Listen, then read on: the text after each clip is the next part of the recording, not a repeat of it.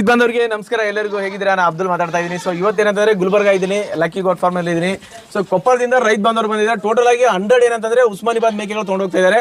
ಅದ್ರ ಜೊತೆ ಬೀಟಲ್ ತಳಿ ಏನಂತಂದ್ರೆ. ನಮಸ್ಕಾರ ಸರ್. ಸರ್ ಹೇಗಿದ್ದೀರಾ? ಚೆನ್ನಾಗಿದೆ ಸರ್. ನಿಮ್ಮ ಪರಿಚಯ ತಿಳಿಸ್ಕೊಡಿ, ಯಾವ ತರ ಬಂದ್ರಿ ಇಲ್ಲಿ, ಯಾವ ತರ ತೊಗೊಂಡು ಹೋಗ್ತಾ ಇದ್ದೀರಾ ಅಂತ. ನಮ್ದು ಊರು ಕೊಪ್ಪಳ.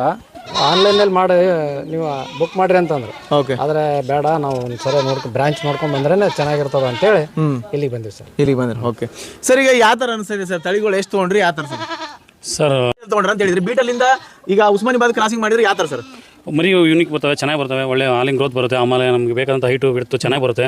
ಆಮೇಲೆ ಬೇಗ ನಾವು ಮಾರ್ಕೆಟಿಂಗ್ ಮಾಡ್ಬೋದು ಅನ್ನೋ ಉದ್ದೇಶದಿಂದ ಕ್ರಾಸಿಂಗ್ ಮಾಡ್ತಾ ಇದ್ದೀವಿ. ಒಮ್ಮೆ 100 ಮಾಡ್ಬೇಕಂದ್ರೆ ಯಾವ ತರ ಸರ್ ಕಾನ್ಸೆಪ್ಟ್? ಸುಮ್ಮನೆ 5 ಮಾಡ್ಬೇಕಂದ್ರೆ ಕಷ್ಟ ಇದೆ. 100 ಯಾವ ತರ ಸರ್? ದೊಡ್ಡ ಪ್ಲಾನಿಂಗ್ ಇದೆ ಆ ತರ? ಹೌದು ಸರ್, ಹೌದು. ಆಕ್ಚುಲಿ 500 ಇದ್ರದ್ದು ಪ್ಲಾನಿಂಗ್ ಇದೆ. ಬಟ್ ಇವಾಗ ಸದ್ಯಕ್ಕೆ ನಾವು ನೋಡೋಣ, ಇದು ಮಾಡೋಣ ಅಂತ ಹೇಳಿ 100 ಆಗ್ತಾ ನೋಡ್ತಾ ಇದ್ದೀವಿ ಸರ್. 100 ಆಗ್ತಿದೆ. ನಾವು ಚೆನ್ನಾಗಿ ನೀವು ಹೇಳಿದಂಗೆ ಕೊಟ್ಟಿದ್ದಾರೆ ಎಲ್ಲಾನು? ಇಲ್ಲ ಸರ್, ಕೊಟ್ಟಿದ್ದಾರೆ. ಆಮೇಲೆ ಚಾಯ್ಸಿಂಗ್ ಮಾಡೋಕ್ಕೂ ಬಿಟ್ಟಿದ್ದಾರೆ. ನಮ್ಗೆ ಯಾವ್ದು ಬೇಕು ಅದನ್ನ ಮಾತ್ರ ನೋಡ್ಕೊಂಡು ಅದನ್ನ ಮಾತ್ರ ತೊಗೊತಾ ಇದ್ದೀವಿ. ನಾವು ಬೇಡ ಅಂದಿದ್ದು ಅವರೆಲ್ಲ